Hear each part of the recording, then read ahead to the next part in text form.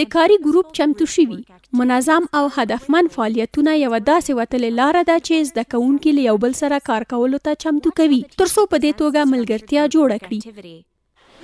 In each group, you will select 2 managers. Then you will select 2 reporters.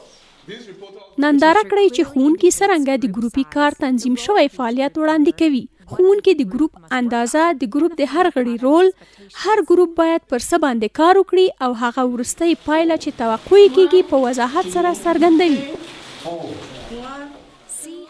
وګورئ چې ښوونکی څرنګه زده کوونکي د شمیرو ویلو په وسیله دوی په ګروپونو کې تنظیموي. هغه افراد چې یو شمیره وایي په یو ګروپ کې راټولوي، هغه ګډونوال چې 2 شمیره لولي په بل ګروپ کې شاملوي او په همدې توګه تر 4 پورې. له دې تخنیک څخه دوامداره ګټه اخیستنه زده کوونکو ته اجازه ورکوي چې په هر ځل ګروپي فعالیت کې په خپل ټولګي کې له بېلابېلو افرادو سره کار وکړي او له بې برخوالي څخه مخنیوی وکړي.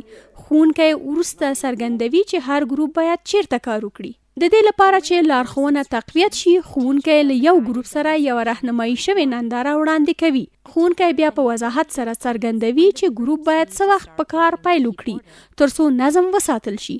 توجه وکړئ چې ښوونکی څرنګه په ټولګي کې ګرځي او پوښتنې کوي ترڅو ډاډ ترلاسه کړي چې زده کوونکي په لارښوونو باندې پوه شوي دي.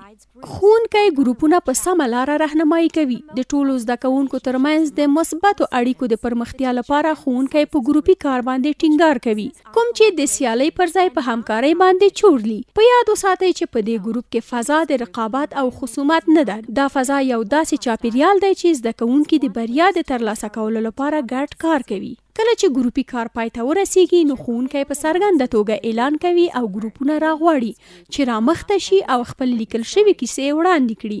دا د ګروپونو لپاره یو فرصت دی چې خپل وروستی محصول نندارې ته وړاندې کړي او په دې توګه دوی خپل کار د ټول ټولګي په توګه لمانځي.